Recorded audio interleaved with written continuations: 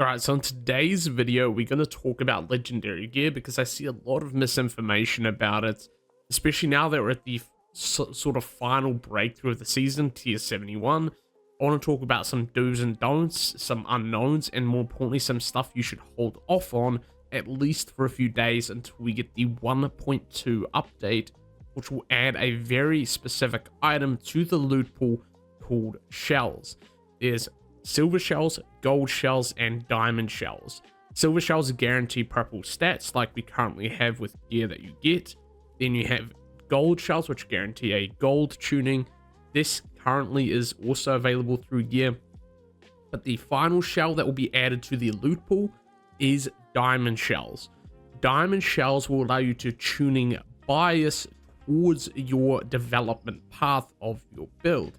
So if you have a Bellstrike build that is based on the, I forgot the name of the specific Bellstrike, it's Bellstrike Umbra I think I use, you will get a Bellstrike Umbra tuning using diamond shells on that specific weapon. So that's quite nice. It's a little bit harder for off-meta builds, of course, because this is a tuning bias for development paths. So we have to see how that works. Maybe it's based on the weapon you have equipped. I would assume that's actually more likely the case. But those shells that I just mentioned are coming to the game in the 1.2 update on the 8th, which will be the 9th for me in New Zealand because I'm a day ahead. So that is very important that you do not spend your pills, your energy pillow powder. This stuff here, now I've used the Fury Whacker mine because I made the mistake of not knowing about this, and I also needed to test some things, which we'll talk about in a second here, which is legendary weapons. But there is no point in using your pillow powder right now, pillow pills, until the 1.2 update, because diamond shells are in the loot pool of consuming energy, which means you will only get them when you do the content. They don't come from boxes, they don't come from gear salvaging, so you want to save your tier 71 energy, especially your pills, until that 1.2 update, which again is in a 2-3 days time. So that is very important, especially if you're a PvP player trying to get the most out of your farming. Just wait a couple days, especially with GVG in 10 days. It's highly worth holding off a little bit. That said, I also want to speak about holding onto your pillow pills forever. I saw a Reddit thread this morning that said, save your pillow pills until tier 91 gear. Like, what? Are we trying to hold on to these things until the end of time? Like, there comes a time when you need to use the consumable that you get given.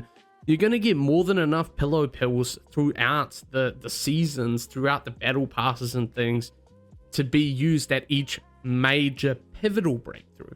And that's something I really want to mention, is there is basically a big final breakthrough that happens at the end of each season. In our case, that's tier 71. In the next season, I believe it's tier 81. In the final season, which is what China got recently, I think is tier 91 or tier 95, I can't remember. But basically, even at that stage, I believe tier 91, you're allowed to upgrade your gear, which is something new that China got recently, where, you know, energy becomes a little bit less relevant, and there's also retuning becomes a thing soon. So I think there might have been a way to see it in game. I think you actually go to the chat bot. I forgot how to bring it up. But you can actually literally get retuning by using crafting materials. These are the materials and things that you will be progressively buying each week to roll retuning stats, as well as, you know, crafting bows. There might be new materials, I'm not sure on that. But crafting is going to become a bigger component, especially when you get, let's say, a role that you really like. For example, I got a legendary sword here. It's tier 71. I haven't enhanced it yet because I'm waiting for diamond shells. And you might notice, hey, it's maximum bamboo cut attack. That's only going to work at 50% efficiency for me as a Bellstrike player, right? So this stat could be retuned later down the line at, I believe, tier 81 gear is when you get gear retuning. I believe you can retune each stat one time, which is better than nothing, right? And that's going to cost materials to do, which comes down to coin. And if you're aware of the current breakthrough and you've experienced a little bit of it using your current energy, you will know that this breakthrough uses a shitload of coin. I think I used 1.2 million coin in 10 minutes. So this is a very, very intensive breakthrough in terms of coin. So you're using a lot of coin here, and that's sort of the focus now is coin rather than gear, to be honest, is what I've been noticing. Is I've got a lot of legendary gear. This one is, I can't wait to roll this one once I get diamond shells. This has affinity rate on it. I'm going to try and aim for a best piece here. Maybe not best, pretty much impossible to get best, but you know, at least the best you can possibly get for a Bell Strike player. And I'm going to wait for diamond shells. I'm going to use my pillow powder in a couple of days when we get that. And then I will roll and tuning bias this piece to a full Bell Strike piece, which will be quite nice. And on top of that, you need the coin to do that. It's quite expensive to tune legendary tier 71 gear. And, you know, I have been scavenging for gold through like little activities that I've missed here and there throughout the world. And this becomes the biggest sort of, I guess, pushback in terms of progression is crafting and coin. If you've done bow crafting, salute to you, sir. I wish you the best RNG. You know, bow crafting is one hell of a expensive, you know, piece of progression, right? You're trying to get a legendary bow. For me, I'm going to try and go for the divine charge bow, as I think this is actually very underrated. And then the ring, which is actually a funny story, is I accidentally crafted tier 61 rings this week because I didn't read the menus, and yeah, so that happened, and I got a purple ring. And no, I think I got a legendary ring actually. Did I put it in my arsenal? Yeah, I did, because I was just so depressed about it.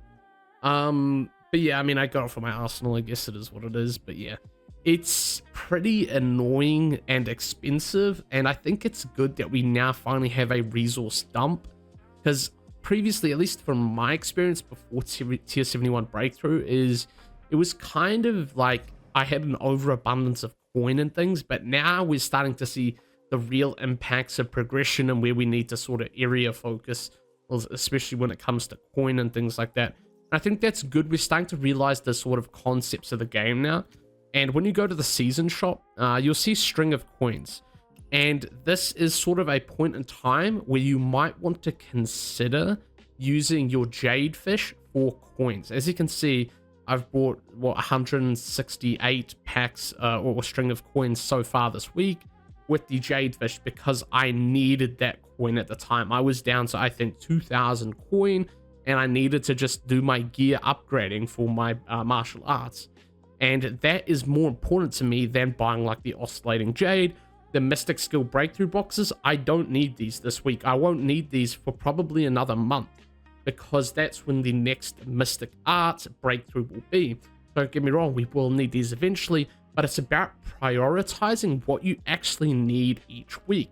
Of course, there's going to be some things that you will always get every week, you know, in away boxes, commerce coins, always get those every week. But things like oscillating Jade, martial art tips, mystic arts, string of coins, gear boxes, personally don't recommend getting these. I think it's a waste of Jade fish. I think coin is way more important. Prioritize what you actually need instead of what others say. It's about personal progression here and what you are lacking on resource wise. And one of those biggest, I guess, caps each week is going to be your bow crafting, and soon retuning as well. When you're buying your weekly materials, it's going to get very, very expensive. So as you can see, the like things that you need, for example, for this bow, you can only get, you know, 150 of these a week. And that's like, you know, what, 15 bow crafts for the divine bow per week max. And that's very expensive in itself. I think the nether place, which is in the ghost market, that's going to be like way more expensive than the general goods market vendor. So you sort of have to go about prioritizing what you need. And in the current stage of the game, that is coin and these resources. So coin needed for those resources as well. So yeah, that's sort of what I wanted to talk about in today's video. I also want to talk about some of the other concepts about, again, don't hold onto your energy pills forever, but also hold onto them for when it's the most appropriate, which is the major breakthroughs at the end of the season, especially if you're a PvP player like me and you're focusing and prioritizing a GVG kit. I will have videos explaining GVG and GVG kits soon. You really need to think about what you need to prioritize. And in my case, that is coin upgrading and tuning. So I'm not too worried about gear. I've got some very nice pieces saved for when I get diamond shells in the next patch. And I think I even have a max, yeah, here it is, a max physical attack pendant.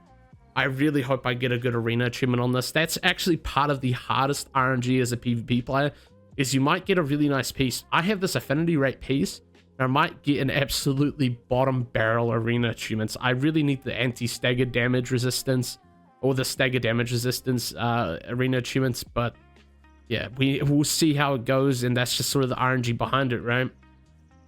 And I also quickly want to mention, you will notice that you've been getting another resource this week from content, which is the shards. I think I can see them somewhere here. Yes, so here, the Fiery Heart Echo shards. These come from sword trials. I think they come from outpost sword trials and campaign challenges.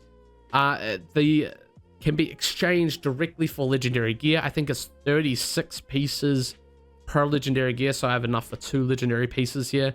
And it's around, I think, 380 energy spent will give you enough fiery hearts total to convert to 1 guaranteed legendary piece of gear. But it's important to note that this UI interface has not been added to the game yet. I believe this is also coming on the 8th with the diamond shells added into the loot pool as well. So a couple quality of life things coming in the next few days, which I really recommend holding off on your energy for. More specifically, those diamond shells from the loot pool. Another thing I quickly want to mention is legendary drop rates as a whole and best ways to get legendary gear when you use your energy. So you're probably seeing this Jade weapon selection chest. You get these whenever you get a legendary weapon from a campaign or a campaign or a sword trial boss. So campaign challenges have a chance at a guaranteed legendary weapon box, and so do the sword trials, which is this one here, the Crimson Dream tier 71. This also has a chance at guaranteed weapon select boxes. Now, I'm not sure about Heroes Realm. I haven't done my Heroes Realm yet. I'm also not sure about the guild raid. Some will have to leave a comment in the description if you can RNG get those guaranteed weapon boxes. I'm not entirely sure. It might just be RNG gearboxes as a whole, but I do know that both the sword trial and the campaign challenge have a chance at dropping the legendary weapon selection boxes at the same chance or the same drop rate. And that's something else I quickly want to mention. Both the sword trial and campaign challenge have the same legendary weapon drop odds, with 2 caveats. Campaign trials cannot drop greaves, and the sword trial, tier 71 sword trial, has your bow recipes, which you will need to get. I got all of the bow recipes after 2 runs with triple claim, so that is what, 320 energy it took to get all 4 of my bow recipes, and that was worth it. I needed that. And then the rest of my energy I used on campaign trials, and that's how I got my weapon selection box. So both are valuable, both I think half and half maybe. 380 energy on your, 320 energy on your sword trial. Use the rest on, you know, a few triple claims on a campaign challenge. That's how I would sort of divvy it up. I think both are good. I actually did get more legendaries from my campaigns this week, but I am certain that the drop rates are the same, Greaves excluded.